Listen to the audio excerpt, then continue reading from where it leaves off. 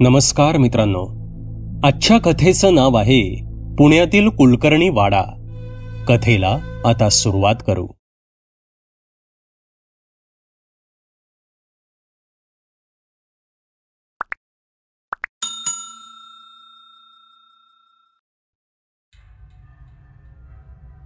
नमस्कार मित्रांनो, माझं नाव अमोल कुलकर्णी.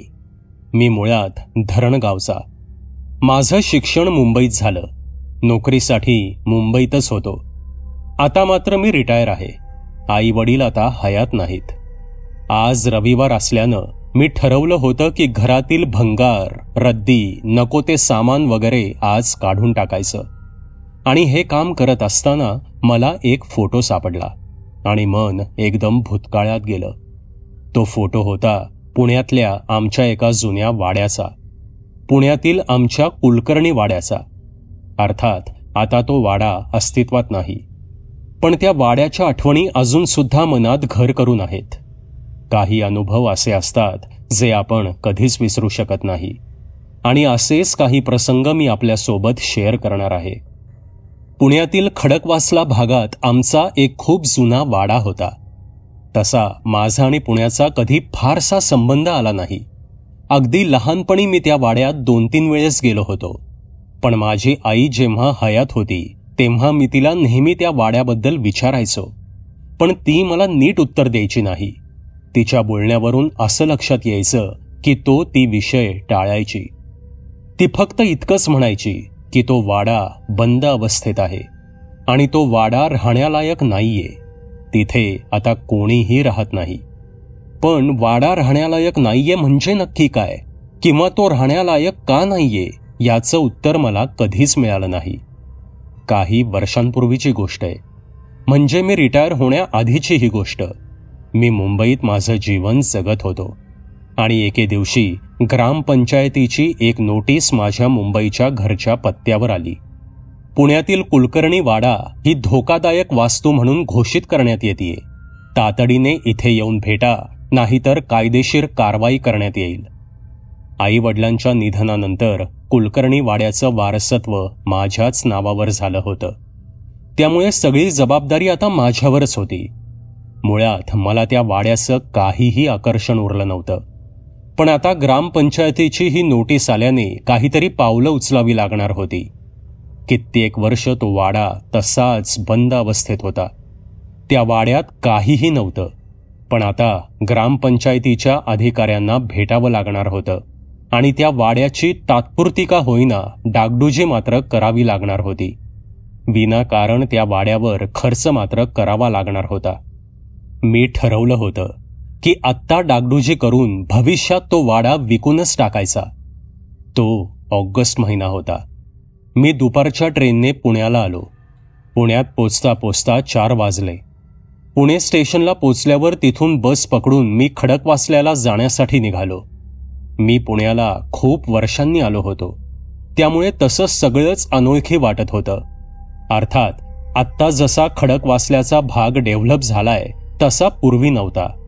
त्या काळी सिंहगड रस्त्याला खूप कमी वर्दळ असायची. वस्ती फार नव्हती. रस्त्याच्या बाजूला दूर डोंगर दिसत होते. रस्त्याच्या बाजूला झाडी होती आणि रस्त्याच्या दोन्ही बाजूला खूप सारी वडाची झाडं होती. काही ठिकाणी शेतं दिसत होती, काही ठिकाणी वीटभट्ट्या होत्या. खडकवासल्याला पोहोचेपर्यंत अंधार पडून गेला होता. काहीच वेळात बस खडकवासल्याला आली. मी हायवेलाच बस स्टॉपला उतरलो आणि बस पुढे सिंहगडच्या दिशेनं निघून गेली. मी चालतच गावात पोचलो. पावसामुळे रस्ता ओला आणि चिखलाने भरलेला होता. मी चालतच वाड्याच्या दिशेनं निघालो होतो.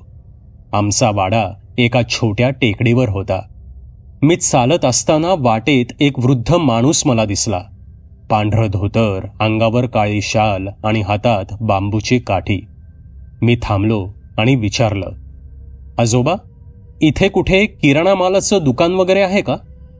तसे त्याने माझ्याकडे पाहिलं आणि तो म्हणाला, पुढे आहे एक, पण लवकर जा, ते बंद व्हायला आलंय. तसे मी त्यांचे आभार मानून पुढे गेलो. पुढे मला ते दुकान मिळालं. तो दुकानदार दुकान बंदच करत होता. इतक्यात मी तिथे पोचलो. दादा, मला जरा बिस्किटं, काडेपेटी, मेणबत्ती आणि केरसुणी हवी होती, मी म्हणालो. तसे त्याने मला ते सर्व सामान दिलं आणि मी त्याला पैसे देऊन पुढे निघालो. गावात पोचेपर्यंत सूर्य अस्ताला गेला होता. गाव लहान होतं आणि शांत वाटत होतं. आजूबाजूला खूप सारी झाडं होती. लोक मला थोडं वेगळ्या नजरेने बघत होते. मी तेव्हा गावात नवीन होतो आणि इथे मला कोणी ओळखत नव्हतं, त्यामुळे असेल कदाचित. तसे मला सुद्धा सर्व काही नवीनच होतं, कारण खूप वर्षांनी मी इथे आलो होतो. त्यामुळे सगळंच बदलल्यासारखं वाटत होतं. मी चालत असताना एक म्हातारी आजी मला गावातल्या एका पारावर बसलेली दिसली. मी बरोबर चाललो आहे की नाही ह्याची एकदा खात्री करून घ्यावी असा विचार माझ्या डोक्यात आला. तसे मी त्या म्हाताऱ्या बाईच्या जवळ गेलो आणि विचारलं, आजी, कुलकर्णी वाड्याकडे हाच रस्ता जातो ना? तसे त्या बाईने माझ्याकडे एक कटाक्ष टाकला आणि ती म्हणाली, हो, हाच रस्ता जातो. पुढे गेल्यावर तुला एक चढ लागेल. तो चढून गेलास की समोरील टेकडीवर दिसेलच तुला तो वाडा. पण तू तिकडं का चाललायस बाळा? मी तिला उत्तर देणार इतक्यात ती पुढचं वाक्य बोलली, फार काळ तिथे थांबू नकोस मुला. खरं तर तिकडे जाऊच नकोस. तिकडे कोणीही फिरकत नाही. तो वाडा चांगला नाहीये. हे सांगताना तिच्या डोळ्यात एक प्रकारचं भय मला जाणवलं. पण वाडा चांगला नाहीये म्हणजे नक्की काय, हे मी तिला विचारणार इतक्यात आजी, आजी असे करत एक तरुण मुलगा तिच्या दिशेने पळत आला. तो कदाचित तिचा नातू असावा, कारण ती त्याच्यासोबत लगेच निघून गेली. मी त्या आजींनी सांगितलेल्या गोष्टीचा विचार करतच पुढे निघालो. मला वाड्यात तर जावंच लागणार होतं आणि रात्र तिथेच काढावी लागणार होती, कारण दुसरीकडे आसपास कुठेच राहायची सोय नव्हती आणि मला दुसऱ्या दिवशी ग्रामपंचायतीच्या त्या अधिकाऱ्याला भेटायचंच होतं. काहीच वेळात आजींनी सांगितल्याप्रमाणे मला एक चढ लागला.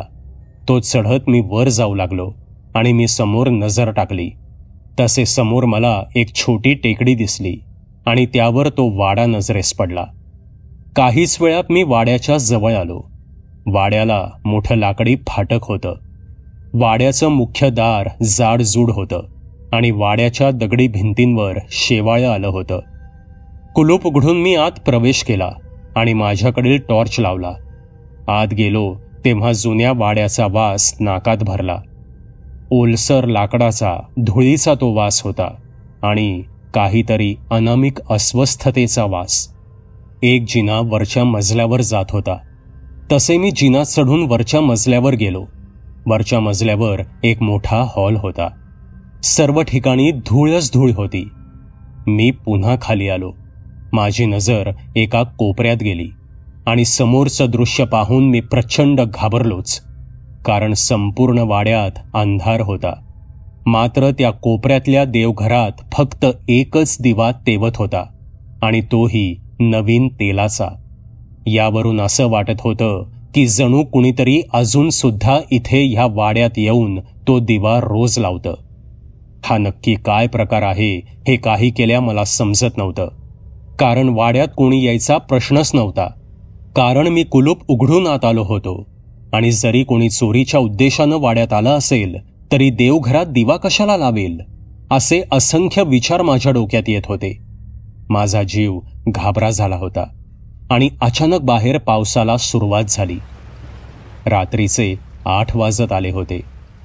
फक्त आजचीच रात्र काढायची असं स्वतःला समजावून मी स्वतःला सावरलं. मी खालची एक खोली थोडी साफ करून घेतली.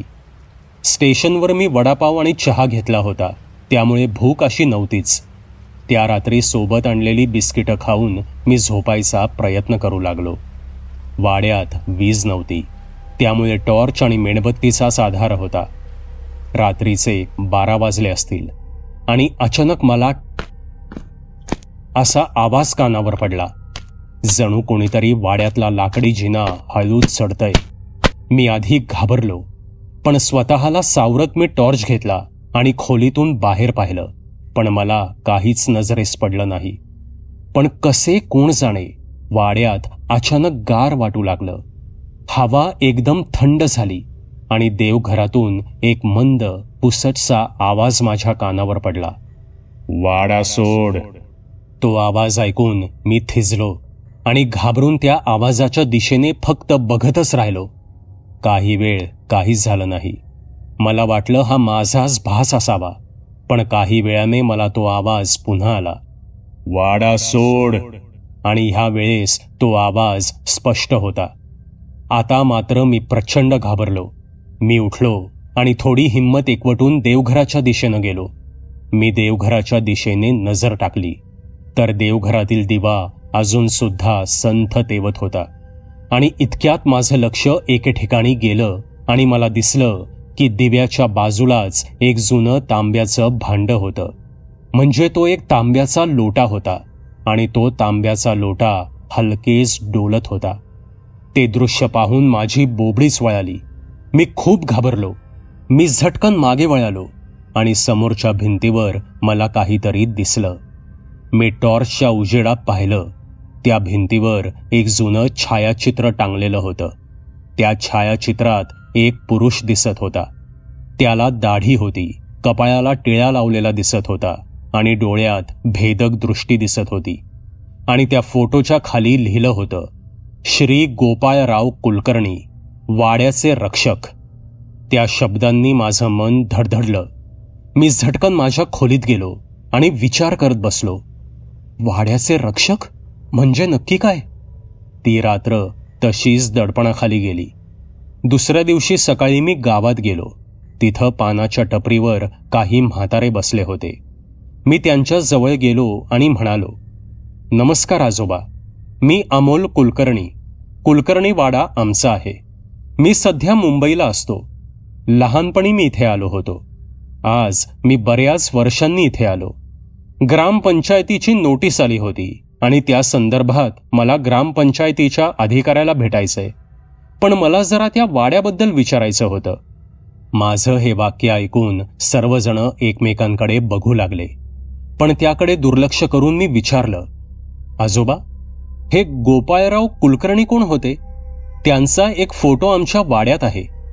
तसे त्यातील एकाने थोडा वेळ थांबून सांगायला सुरुवात केली, मुला, गोपाळराव हे तुझ्या पणजोबांचे भाऊ. फार धार्मिक होते ते, पण तितकेच तापट सुद्धा. इतके बोलून ते आजोबा बोलायचे थांबले. तसे दुसऱ्या आजोबांनी बोलायला सुरुवात केली. अरे पोरा, तापट म्हणजे खूपच तापट होते ते. नक्की काय झालं ते माहीत नाही, पण एकदा कसल्या तरी कारणामुळे वाड्यात वाद चालू होता. तेव्हा त्यांच्या बलदंड आणि कणखर आवाजाने संपूर्ण वाडाच नाही तर संपूर्ण परिसर हादरून गेला होता. बहुतेक वाड्याच्या ताब्याबद्दल काहीतरी वाद झाला होता. तेव्हा त्यांनी शपथ घेतली, हा वाडा माझ्या जीवावर आहे. हा वाडा माझा आहे. ह्या वाड्यात जर बाहेरचं पाऊल आलं तर त्याला मी स्वतः थांबवीन आणि नष्ट करीन, असे काहीतरी म्हणत होते ते. पण त्या घटनेनंतर काहीच दिवसांनी ते अचानक मरण पावले आणि त्यानंतर तो वाडा ओसस पडला. तुझे आईवडील सुद्धा कधी जास्त इकडे फिरकले नाहीत. पण नंतर खूप विचित्र प्रकार त्या वाड्यात घडायला लागले. अजून सुद्धा रात्री वाड्यातून काही आवाज येतात. रात्री तिथे घंटा वाजते, पावलांचे आवाज येतात. ते आजोबा म्हणाले, आजोबा, तुम्हाला असं म्हणायचंय का की आजोबांचा आत्मा मृत्यू पश्चात सुद्धा त्या वाड्यातच वावरतोय? कारण मला सुद्धा काल रात्री विचित्र अनुभव आले. मी विचारलं, होय पोरा, ह्यात किती खरं खोटं ते माहीत नाही, पण गावात तरी अशीच चर्चा आहे. म्हणून तर त्या वाड्याजवळ कोणी फिरकत नाही, आजोबा म्हणाले. त्या लोकांच्या बोलण्यावरून मला थोडा धीर आला. मी तिथून निघालो आणि ग्रामपंचायतीच्या कार्यालयात गेलो. तिथे त्या अधिकाऱ्याला भेटलो आणि वाड्याच्या डागडुजीचं आश्वासन देऊन तिथून निघालो आणि थेट वाड्यात आलो. माझं काम खरं तर झालं होतं. मी तिथून पुन्हा मुंबईला निघून येऊ शकणार होतो. पण का कोण जाणे, माझ्या मनात विचार आला की हा नक्की काय प्रकार आहे ते शोधून काढायचं. त्यामुळे ती रात्र सुद्धा मी आमच्या वाड्यातच थांबायचं ठरवलं. संध्याकाळ होताच मी गावातील खानावळीवर गेलो आणि थोडं खाऊन पुन्हा वाड्यात गेलो आणि सरळ देवघरात गेलो. तेव्हा मला दिसलं की पुन्हा नवीन तेलाचा दिवा लावला गेला होता. मी बाहेर जेवायला गेलो असतानाच तो दिवा लावला गेला होता, पण यावेळेस मला इतकी भीती वाटली नाही. रात्र झाली होती. मी माझ्या खोलीतच विचार करत पडून राहिलो होतो. तसे पुन्हा मला वाड्यातील हवा अचानक थंड झालेली जाणवली आणि पावलांचे काही आवाज आले. तसं मी हळूच देवघराच्या दिशेनं गेलो. दिवा अजून सुद्धा तेवत होता आणि तेव्हाच अचानक एक वाऱ्याची झुळूक आली आणि तो दिवा विझला आणि काळोखात मला एक आवाज ऐकू आला. वाडा सोड, हा वाडा माझा आहे. मी इकडे तिकडे बघितलं, पण मला कोणीच नजरेस पडलं नाही. तसं मी शांतपणे उभा राहिलो आणि म्हणालो, नमस्कार आजोबा. मी बाहेरचा कोणीही नाही. मी कुलकर्णी वाड्याचा वारस म्हणजेच तुमचा नातू अमोल आहे. मी फक्त जाणून घ्यायला आलोय की तुम्ही मृत्यूनंतर सुद्धा या वाड्यात का अडकला आहात. मी नम्रपणे विचारलं. काही क्षण सगळीकडे फक्त शांतता पसरली होती आणि मग जणू संपूर्ण हॉलमध्ये थंड वारा फिरला आणि समोर त्या छायाचित्रातील चेहरा जिवंत झाल्यासारखा भासला. त्याच फोटोच्या समोर एक धुरासारखा आकार मला दिसला आणि धुरातून आवाज निघाला. वाड्याचं रक्षण करण्यासाठीच मी आजपर्यंत इथेच भटकतोय. ज्यांनी मला फसवलं त्यांच्या विरोधात मी राग जपला आणि त्या रागानं मला मुक्त होऊ दिलं नाही, पण मी वाडा त्यांच्या हातात जाऊ दिला नाही. इतकं बोलून तो आवाज बंद झाला. ते नक्की काय म्हणाले हे मला फारसं नीट कळालं नाही, पण त्या गावातील लोकांनी जी घटना मला सांगितली होती आणि जे गोपाळराव म्हणत होते त्यांचा संबंध कुठेतरी जुळून येत होता हे मात्र माझ्या लक्षात आलं. त्यांचा आवाज वेदनांनी भरला होता. मी हात जोडले आणि म्हणालो, आजोबा, तुमचं रक्षणाचं कर्तव्य आता पूर्ण झालंय. तुम्ही आता शांत व्हा. खरं तर मी जेव्हा इकडे यायला निघालो होतो तेव्हा मनात हाच विचार घेऊन निघालो होतो की भविष्यात हा वाडा कोणाला तरी विकून टाकायचा. पण आता मी माझा विचार बदललाय. आता मी कुठल्याही तिराहिताला हा वाडा विकणार नाही. मी कुठला तरी दुसरा मार्ग शोधून काढेन. मी एक सुवर्ण मध्य नक्कीच शोधून काढेन. पण तुमची मुक्त होण्याची वेळ आता आली आहे. इतके बोलून मी थांबलो. काही वेळ पुन्हा वाड्यात शांतता पसरली आणि अचानक देवघरातील घंटा आपोआप वाजली आणि हळूहळू तो धुरकट आकार हवेत विरून गेला. ती रात्र मी तिथेच काढली, पण त्या रात्री पुन्हा असं काही भयंकर जाणवलं नाही. दुसऱ्या दिवशी सकाळी सूर्यप्रकाशात वाडा वेगळाच दिसत होता. त्या वाड्यात ताजेपणा, शांतता आणि एक प्रकारचं समाधान जाणवत होतं. मी उठलो आणि देवघरात गेलो. देवघरात आता कुठलाही दिवा लागलेला नव्हता. तांब्याची घंटा वाजत नव्हती आणि तांब्याचा लोटा सुद्धा स्थिर होता. पण त्या तांब्याच्या लोट्याखाली कसला तरी कागद होता. मी जवळ जाऊन तो कागद हातात घेतला. ती एक चिठ्ठी होती आणि त्यावर लिहिलं होतं, तू दिलेल्या आश्वासनामुळे मी आता आपल्या वाड्याचं रक्षण करण्याच्या कामातून कायमची विश्रांती घेतोय. ते वाचून त्या क्षणी माझ्या डोळ्यात अश्रू आले. गोपाळरावांचा आत्मा मी दिलेल्या आश्वासनामुळे अखेर मुक्त झाला होता. पण मी आता विचारात पडलो होतो की ह्या वाड्याचं आता करायचं काय. तिराहिताला तर विकू शकणार नव्हतो. इतक्यात मला बाहेरून एक आवाज आला, कोणी आहे का वाड्यात? तसे कोण आहे हे बघायला मी बाहेर गेलो तर बाहेर 2 पुरुष उभे होते. पांढरा सदरा, केशरी धोतर, कपाळाला केशरी टिळा. त्यांच्या पेहरावावरून ते पुजारी वाटत होते. नमस्कार, बोला, काय काम आहे? मी विचारलं. तसे त्यातील एक जण बोलू लागला, नमस्कार, मी नारायण आपटे आणि हे माझे सहकारी आनंदराव जोशी. त्यांनी त्यांची ओळख करून दिली. नमस्कार, मी अमोल कुलकर्णी, मी म्हणालो. म्हणजे आपण ह्या वाड्याचे वारसदार? त्यांनी विचारलं. हो, मीच या वाड्याचा वारसदार, मी म्हणालो. तसे ते बोलू लागले. खूप बरं झालं आपली भेट झाली. आमचे काही सहकारी या गावात आले होते. त्यांनी तुम्हाला या वाड्यात जाताना बघितलं आणि तडक आम्हाला निरोप दिला. आम्ही समर्थ ट्रस्टमधून आलो आहोत, म्हणजे आम्ही तिथेच काम करतो. स्वामी समर्थांच्या मठांची स्थापना करणे हेच आमचं काम आहे.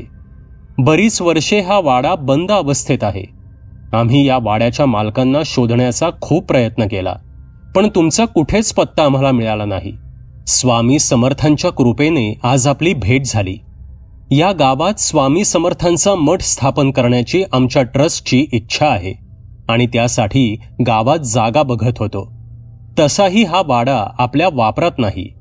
जर तुम्ही या वाड्याची जमीन आमच्या ट्रस्टला दिलीत तर इथे आपण श्री स्वामी समर्थांच्या भव्य मठाची स्थापना करू शकू. ह्या जमिनीचा योग्य तो मोबदला तुम्हाला दिला जाईल.